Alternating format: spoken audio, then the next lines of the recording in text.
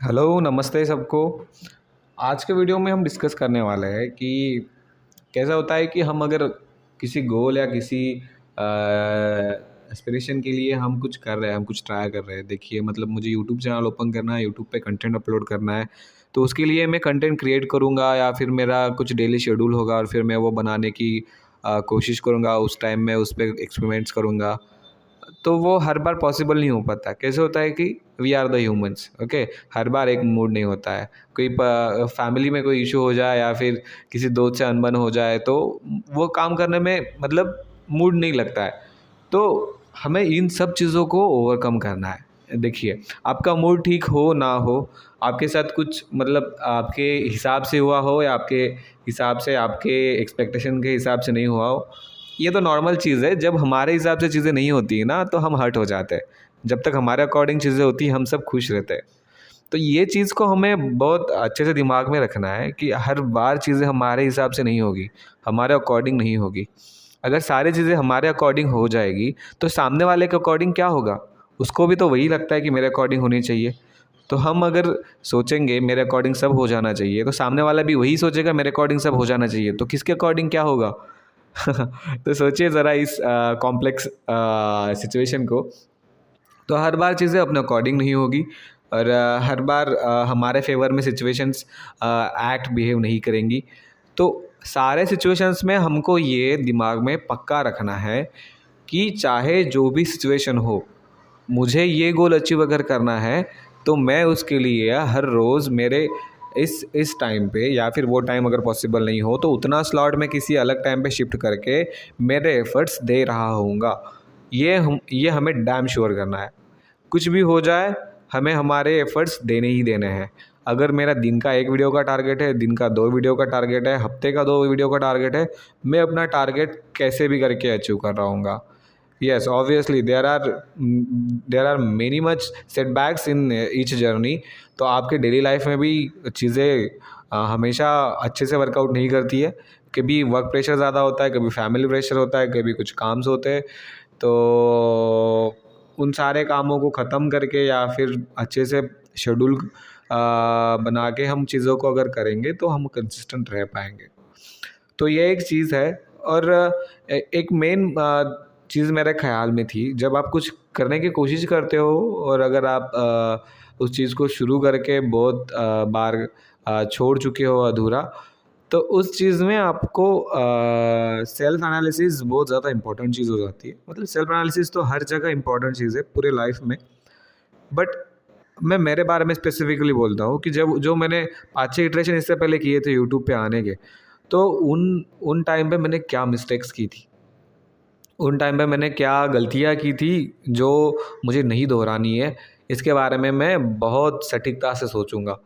ये मेरा सबसे पहला काम होगा कि जब मैंने ये इटरेशन किया तो मैंने क्या गलती की थी, मैंने किस वजह से छोड़ दिया था, मैंने क्या रीज़न दिया था खुद को, मैंने क्या एक्सक्यूज़ दिया था खुद को, या फिर क्या था जो मुझे उस टाइम यूट्यूब बनाने में या फिर यूट्यूब पे कुछ अपलोड करने में जो विल पावर लगती है वो ख़त्म मैंने उस टाइम कर दी थी। तो ये मुझे सोचना है, ये मुझे सोचना है, ये मुझे लिखना है एक जगह पे, एक चेकलिस्ट बनानी है कि भाई मुझे इन-इन चीज़ों से इससे पहले सेटबैक आया था और फिर मैंने छोड़ दिया था और फिर मैं कर नहीं पाया था कंटिन्यू। तो मुझे इस बार ये चीज़ें अगर आ गई तो उनको ओवरकम कैसे करना है, इसका एक टेम्पलेट बनाना है। भई इसका मुझे एक जवाब बनाना है, इसको मैं खुद को दूँगा। भई अगर यही एक्सक्यूज़, यही चीज़ मैं खुद को अब देने लग गया तो मुझे उसको खुद को हैंडल कैसे करना है। देखो, इस दुनिया में सब कुछ आप खुद ही हो, ठीक है? आप दूसरे को नहीं बदल सकते, आप खुद को बदल सकते हो।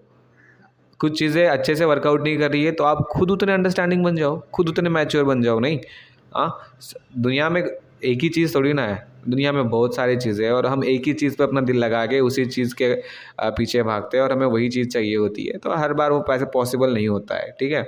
कभी कभार एडजस्टमेंट्स करनी ही पड़ती है, खुद को मैनेज करना ही पड़ता है। प्रॉब्लम्स सारे आउटसाइड नहीं है, प्रॉब्लम्स हमारे खुद से क्रिएशन का एक अलग सा फंडा है, जो किसी अलग वीडियो में हम बात करेंगे। तो अगर हम खुद सॉर्टेड रहे, हम खुद क्लियर रहे, हम खुद अंडरस्टैंडेबल रहे हर चीज़ के हिसाब से, तो डिफ़िकल्टीज़ कम आती है चीज़ों को करने में। हमारे कॉन्टेक्स्ट में बात करते हैं तो यूट्यूब बनाने में अगर हमने कुछ शेड्यूल फिक्स किया होगा और उस शेड्यूल को हमको पॉसिबल नहीं हो पाया तो उतना टाइम स्लॉट हम दिन में या फिर हफ्ते में एक अलग टाइम पर रखेंगे, बट वो गोल हम अचीव कर ही रहे होंगे, हम उस चीज़ को नहीं छोड़ेंगे।